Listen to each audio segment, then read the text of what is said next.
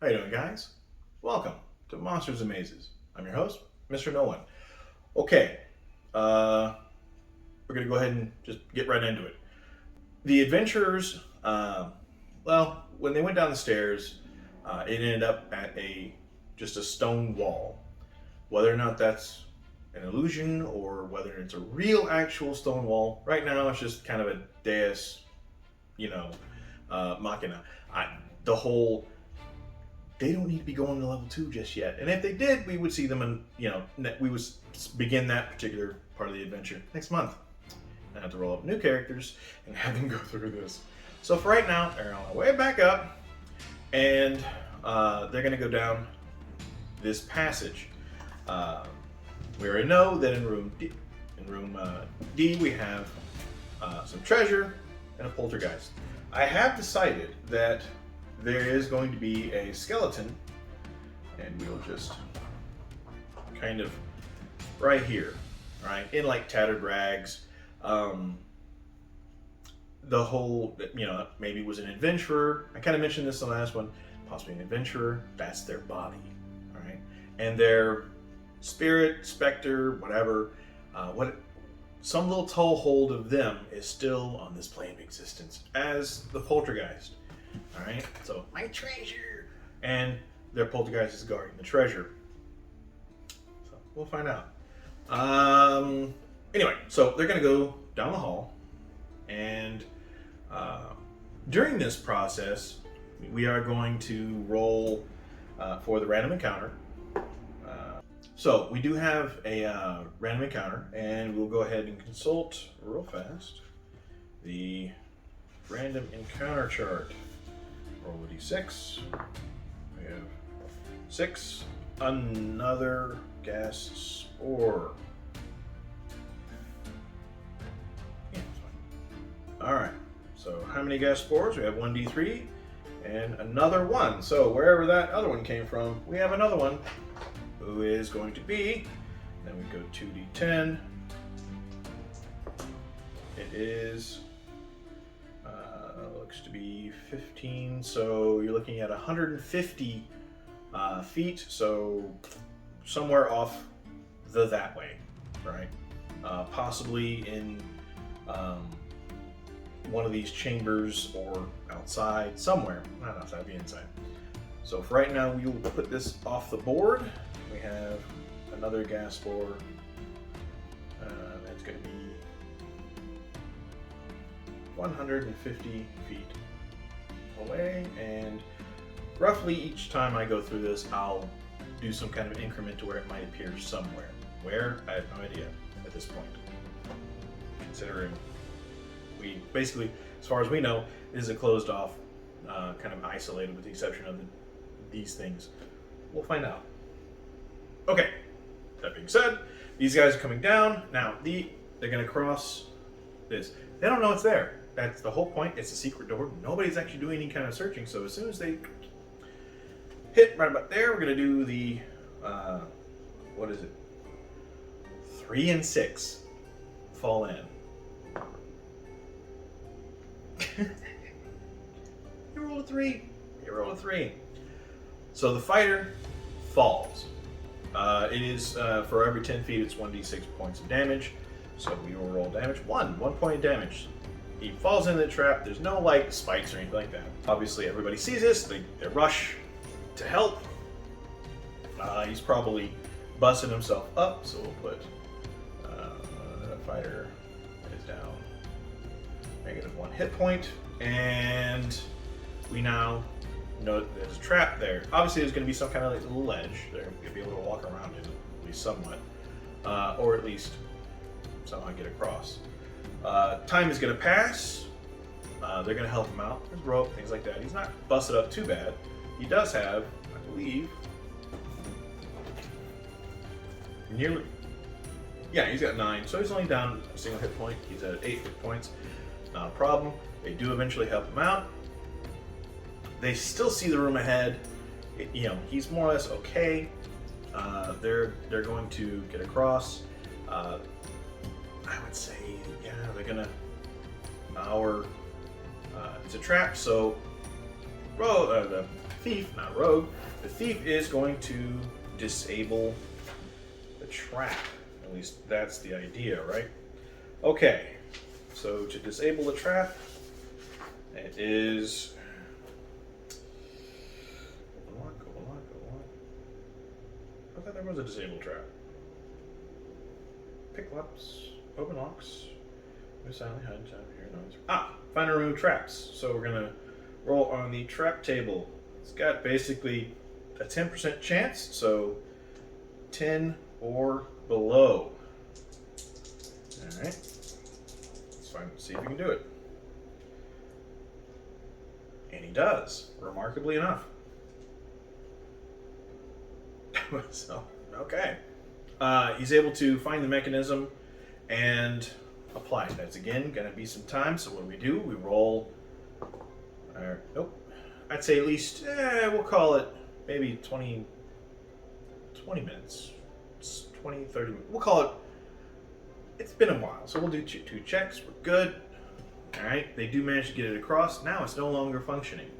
All right. So they can actually work across. They're going to get to this door. And once we're at the door, if I remember correctly, it is trapped. No, it's not. I remembered. It was completely and absolutely open. Right? It just...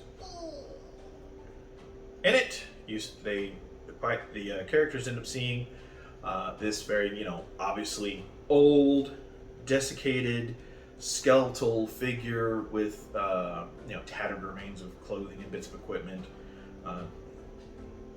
It's really it. Maybe there's a backpack, but nothing in it is very useful. Anything is, but on top of the actual coffers, they have their hand just kind of on it. So you have the skeletal hand resting on top. Now, they don't know that the poltergeist is there. There's no way for them to sense it, and there's technically no way for them to see it because poltergeists are invisible. Let's go ahead and bring up poltergeist as far as what all they can do. There we are. And once they enter the room, now we have, this is a trap. Okay. How can they avoid the trap? We'll find out. There really isn't, as soon as they step in, they hear this, he's going to step in, there's going to be a and there's going to be time for you're going to hear that. So, what I'm going to do is, I'm going to see if this, because there's no, as far as the trap itself is concerned, there's not a lot of information. So it's kind of DM's choice, I guess, as far as what all happens. And, yeah, it just goes down when party has entered a door directly ahead, and the room is in the room, descends one level, and will not come back up. So they actually, when they come in, or at least he comes in, there might be a timer on it. So yeah, I'd say a few seconds, enough for him possibly to react to this. It's not going to be a very fast process. It's not much different than an actual elevator. The door doesn't, the door, I'm gonna assume, it just swings inward. The whole thing comes down that way. And let's go ahead and give him a chance to, I'd say, as far as to be able to get out. Dexterity check? Yeah, we'll use a dexterity check. That seems appropriate for this one. His dexterity is not bad, but it's not, it's not too bad. Okay, that's 14. All right, I gotta get better than 14. Unfortunately, he failed. So he ends up not being able to get out. And these guys actually have to kind of maybe rush to help him out. And he fails. He's rushed in. They're all rushing in. All right. Well, if one's going to go down, they're all going to go down. Maybe to get in here, the thief has an opportunity to change things. All right, and if he can get it to stop doing what it's doing, maybe find a rune or some kind of trigger mechanism, to get it to stop doing what it's doing? Possibly. Let's find out. It is still, if he makes it, he makes it. If he doesn't, he doesn't. Roll percentage. Remember, I gotta have at least 10%. No. He failed.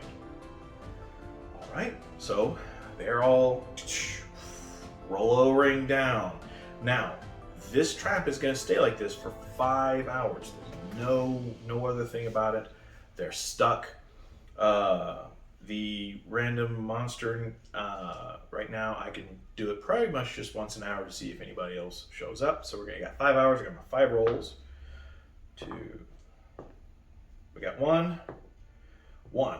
All right. So we go to our encounter, and number 5, which I believe is orcs. Number 5 is... No, number 5 is... No, yeah, it's orcs. Okay, so we have 2d4 orcs, 3 and 5. So we have 5 orcs. And I'll go ahead and say they come from out there more than likely. They're 2d10. So we're looking at 6 and 9 is 15. So it's 100, again, another 150 feet. So we'll say that they're at the 150 feet. We'll go ahead and say that they're going to be in this room. So the orcs are going to be in room 1A. Awesome. So that, I mean, they are basically just another party of orcs. They're a band of orcs that are just checking out. So like an adventuring party, only the bad guys. They're investigating this for whatever reason. All right, now the party's stuck in here. I'd say about within the first hour, the thief is going to look at the treasure. I mean, come on, he's a thief. Why not? We're gonna look at it. And at that point, we'll go ahead. And does he mess with it? Does he actually? We'll give him a 50-50. No, it's very, very, very likely. Yeah, of course. And he does. Now, once he opens up, starts messing with the, they're not locked or anything like that. They're just coffers. So, he opens one up. This guy shows up, and we'll say that pops up. Pretty much, they don't know this. They can't see it. They have no idea. It's invisible. So it pretty much gains the surprise, which means these guys are surprised. So it gets 1 free round. And we're going to hurl, I guess, bones at this point.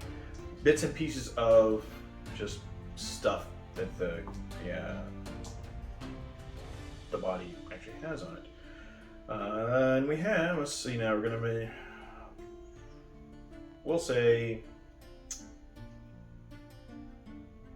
oh, actually, no, the thief.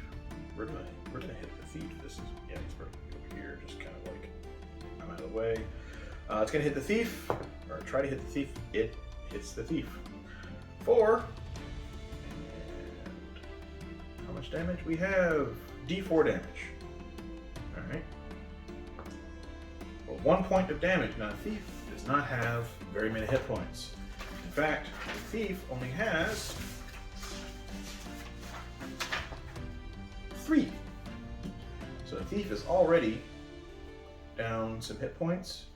We now have only 2 hit points. So obviously, this kind of hurt him a little bit. He's probably going to back off because, I mean, just maybe it was an arm or whatever, a skull, clattered, just came up and went, ah! Again, they don't make noises. Whatever. Anyway, we are going to do a quick wisdom check for the, well, yeah, we'll do an intelligence check for the cleric. Possibly, nope, I got no bonuses here. Yep, nope, I actually made it.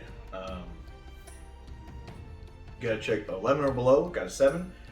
He's kind of already running through his mind, but either way, it's initiative, so we're gonna go ahead and roll for the party. That's 2.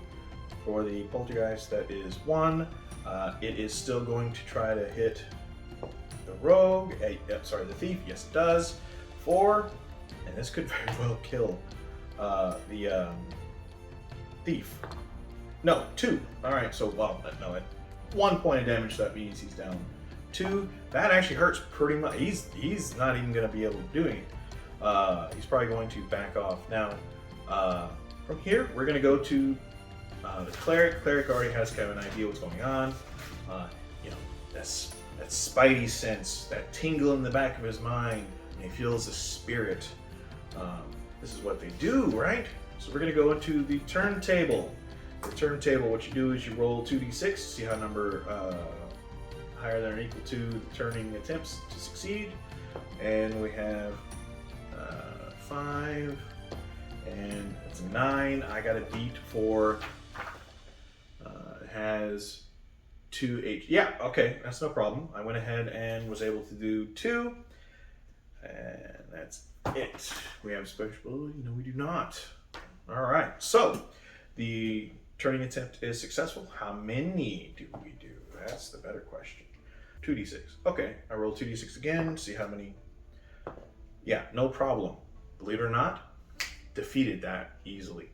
It is basically, it's incorporeal, so just does this holds up the holy symbol, which is their freaking hammer, the cleric's hammer.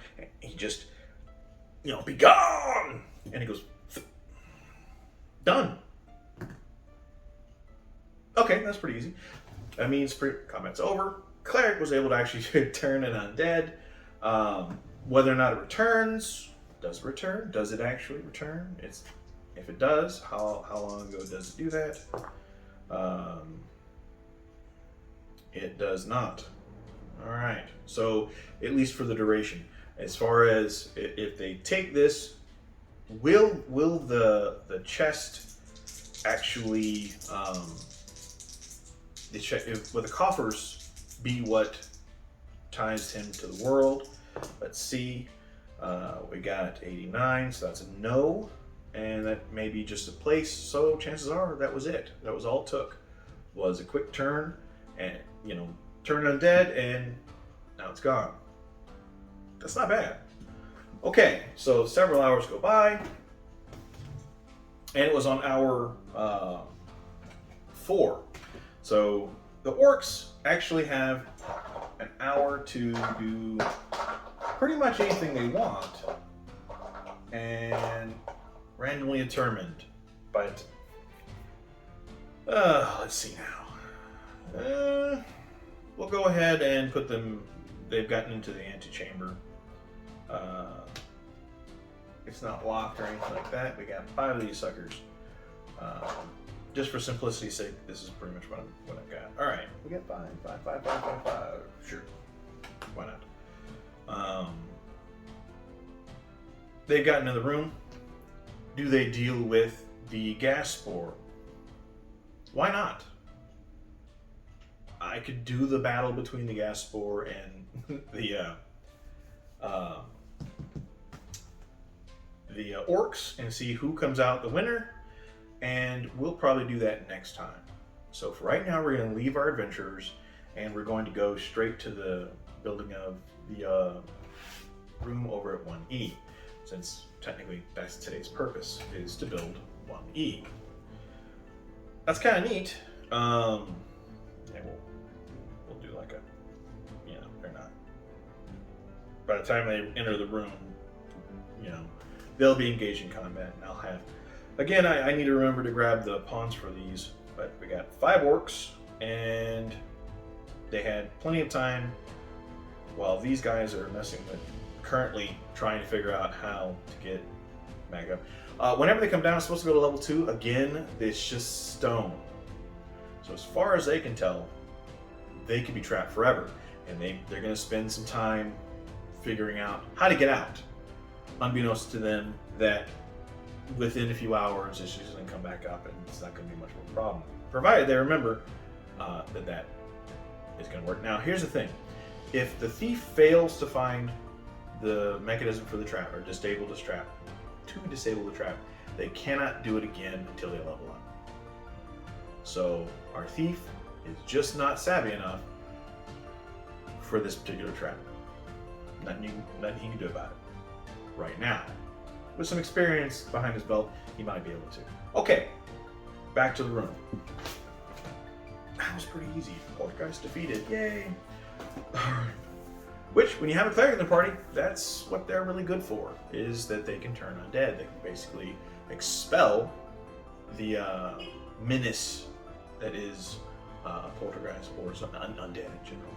Okay, and the better off he gets, it's instantaneous obliteration. Right now, he be gone, and he left. All right. Okay. Random room. Let's go ahead and create that random. All right, we're gonna go inside the room. What's in the room contents? We're gonna get 11. Room contents. Since we already know how large it is, we have a door. It's trapped. It's locked. No, it's open and trapped. Again, unlocked, trapped, and made of wood. All right, room contents 11. We have empty. But we already know that empty doesn't mean empty. All right. What is in the room? For right now, it's fine. I'll go ahead and say it's empty. It is empty. And D6 for room contents. 6. We have another statue. That works for me as well. We'll put a statue right about there. All right. And here, let me go ahead and mark it with this. All right. So we have a statue. What the statue is to, we will learn later. Yeah. One statue. That's fine. And I like putting statues on daises just because, you know, it's kind of nice. Unless they're in the middle of the room. That one I'm just going to go ahead and say it's right there. So we have a statue of what? Maybe another statue to the goddess. Maybe it's her consort. So we'll say it's, this time we have the dreams. We'll have maybe the god of, maybe a sun god. That sounds good. We have kind of a night god. We have a sun god. We'll figure out what the name of it is later. Does it have any special properties? No. Which is fine. Okay, doors, well, exits. Number of exits we have is 6. 6 is, so yes, over, we'll say it's over, yeah, I think it's over 600 square feet, so 3.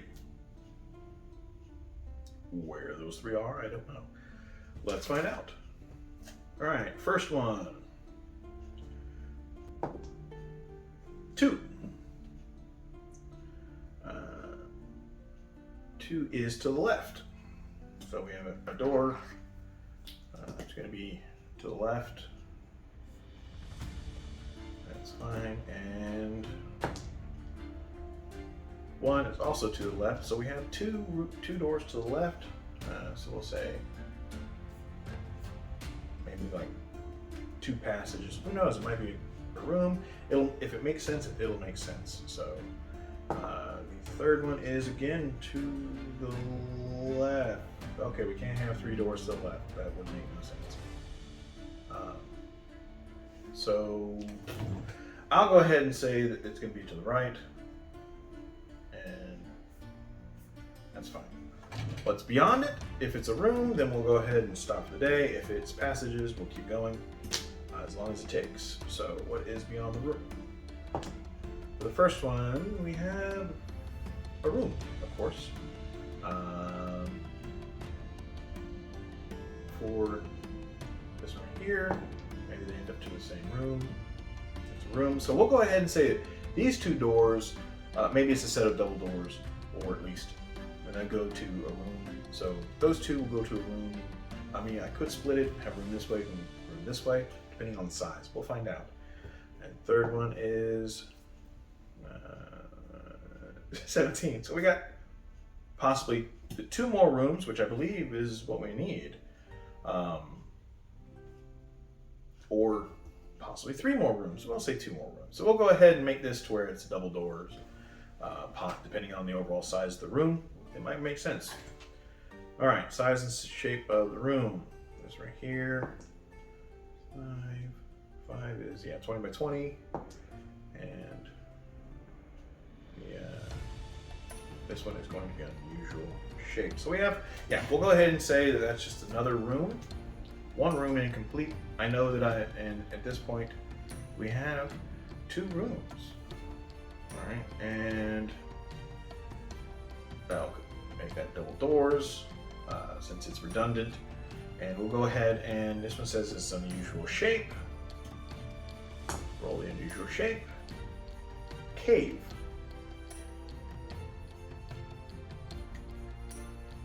Okay. Cave. And there is actually a chart for caves. Back here, caves and caverns. So we'll go to caves and cavern. That makes sense. And caves and caverns, we'll roll roughly the size. 5. Yeah, it's going to be about 50 by 75. Okay. Whoa. That's actually pretty big. Alright, so it's 50 by 75. So that means I'll draw that out later. That is going to be our next room. Is going to be a cave. Alright, cool. And that's it. We have our next room. We have the room contents for this one. Where I know that the trap is an arrow trap. I'm going to move. Yeah, no, the statue's right there. We'll go ahead and say that 2 double doors. We have a pair of double doors that go there. Who knows what's in it? We have a cave. I'll draw that out a little bit later on. I'll draw it out not tomorrow, but the next day. So we have, this is going to be 1F. That will be for tomorrow. But that's it. We have 1 defeated poltergeist. Defeated. I mean, it could very well come back. Well, it's not tied necessarily to the treasure itself, but it might just still be stuck to the elevator. Maybe it's to its dead body. Is it to its dead body? No, and actually that's an extreme no. Okay, so maybe it was not for the body. I have no idea. It's not tied to its body, so maybe it's just tied to a place. It could be just the fact that it's tied to the place. So eventually it will return. These guys, the orcs, are currently in this room. I'm gonna have a battle between. It's gonna be interesting because whoever wins out of this, the party has to deal with, right? Because they've done this sucker right here. It almost did him in, or at least the thief. So they're gonna get out, right? So whenever they get out, they have to get through this passage. So they're gonna deal with whoever is left standing here. Could be the actual gas bore, or it could be some orcs, or both. I have no idea. We'll figure it out. Well, no, they have way too much time. So whatever happens, by the time they get here, whatever is here, the results are going to be clear. Chances are the orcs are not going to stay if they die from the gas spore or the gas spore, because the gas spore, if you pop it, it's like 66 of poison, so they may fail. We'll figure it out. But that's it. Yeah, trying to keep these videos a little short so that way y'all can get through them a little bit easier. So if I seemed a little rushed, that's because I put myself on a timer. Either way, this has been Monsters Mazes. I've been Mr. No One, and thanks for watching. See you later.